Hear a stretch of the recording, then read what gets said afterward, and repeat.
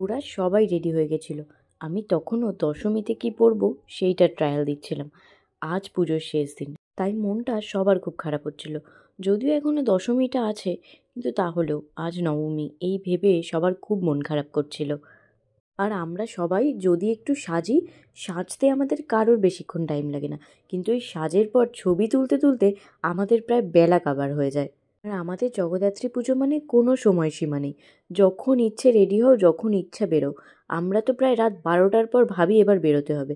আর আমি শাড়ি পরা মানে আমার কুচি ধরার জন্য সবসময় একটা লোক চাই, কারণ কুচি এলোমেলো হলে আমার একদম ভালো লাগে না। আর আমার কাকিমুনি পার্বণীকে দেখে যে কী খুশি হয়েছিল, সমানে বলে যাচ্ছে আমার তোমাকে খুব পছন্দ, আমি তোমার সব সিরিয়াল দেখি। এই নিয়ে আমাদের বেশ খানিকক্ষণ টাইম হাসাহাসি চলেছিল। আর এই যে আমি কারোর সামনে ক্যামেরা খুললেই তারা ভাবে আমি ফটো তুলছি, আর তারপর যখন বুঝতে পারে আমি ভিডিও করছি ওদের রিয়াকশানটা ঠিক এরকম থাকে।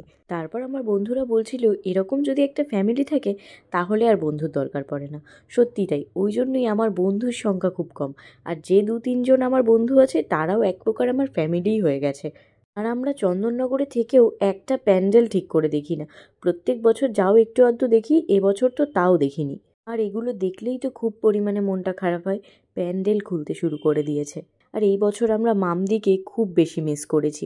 প্রত্যেক বছর জগদ্ধাত্রী পুজোর মতোই আমরা ওর জন্যও অপেক্ষা করে থাকি, বছরে একটাবারও আসবে, কিন্তু এবছরও তাও আসতে পারেনি। আমাদের সব বাড়ির লোকের বোনেদের মনটা খুব খারাপ ছিল। আর এই পুজোর শেষ দিনে নবমীর দিন আমরা সব দিদি বোনেরা মিলে এক জায়গায় হয়ে এই মেলাটাতে যাবই। এটা যেন আমাদের প্রত্যেক বছরের একটা রুলস থাকে। রেখে দেখো এ চিৎকার করে বলছে আমার একটা পার্টনার চাই এগুলোতে চড়ার জন্য। এদের আমি শুধু দুঃসাহসটা দেখি, এগুলো দেখলেই তো মনে হয় আমার শরীর খারাপ করে। আর এরা কি নির্ভয়ে এগুলোর মধ্যে উঠে যেতে পারে, আর প্রত্যেকবার এসে বলবে আর না এবছরই শেষ, তারপরে প্রত্যেক বছর এরা এগুলোতে উঠবে। কি আস্পর্ধা এদের!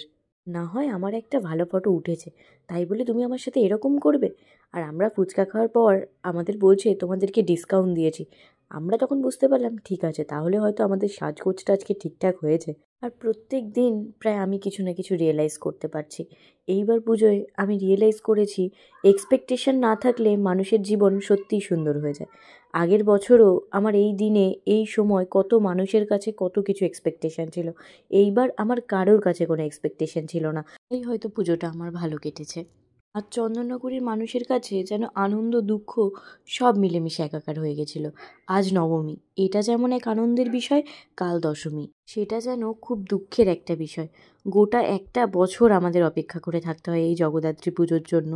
প্রতি বছর আমাদের বাড়ির সামনে বসেই সময় কেটে যায়, সারা রাত এখানে আনন্দ হয়। এই বছর আবার আমার বন্ধু বান্ধবদের সাথে আমি আবার একটু নেচেও ফেলেছিলাম। ব্যাস আমাদের আর কে পায়।